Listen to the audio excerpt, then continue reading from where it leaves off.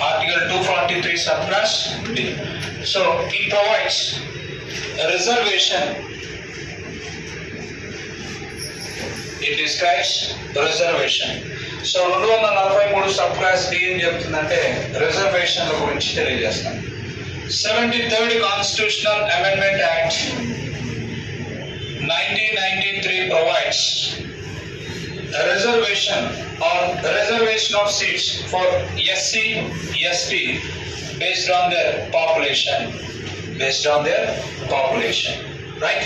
Which committee recommends the reservation for SC, ST in local government elections? A committee సూచనల మేరకు మరి యొక్క స్థానిక సంస్థల ఎన్నికల్లో ఎస్సీ ఎస్టీలకు రిజర్వేషన్ కల్పించడం జరిగింది?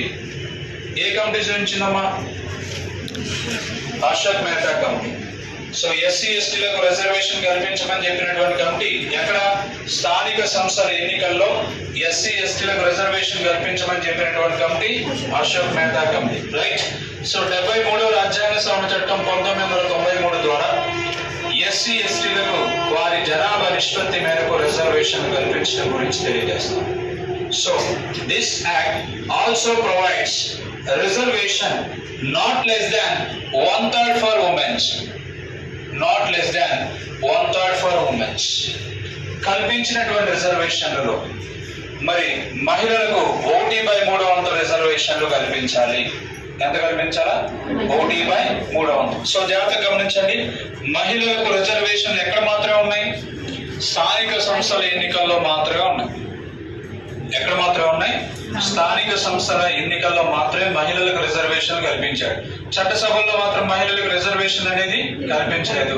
సో కల్పించేందుకు ఉద్దేశించినటువంటి బిల్లు మాత్రం ప్రవేశపెట్టడం అయితే జరిగింది. రైట్.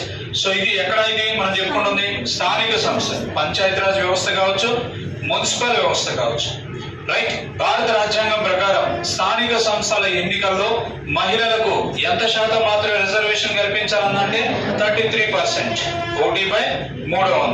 రైట్. అయితే జాగ్రత్తగా గమనించండి, మరి స్థానిక సంస్థలు అనేవి ఈ యొక్క రాష్ట్ర జాబితాలో ఉన్నాయి. మరి ఏ చట్టం ద్వారా స్థానిక సంస్థల్ని రాష్ట్ర జాబితా కేటాయించారని నేర్చుకున్నాం మనం? ఏ చట్టం ద్వారా? సో 1919 మౌంటింగ్ చేమ్స్ఫర్డ్ చట్టం ద్వారా స్థానిక సంస్థల్ని రాష్ట్ర జాబితా కేటాయించడం జరిగింది. రైట్. సో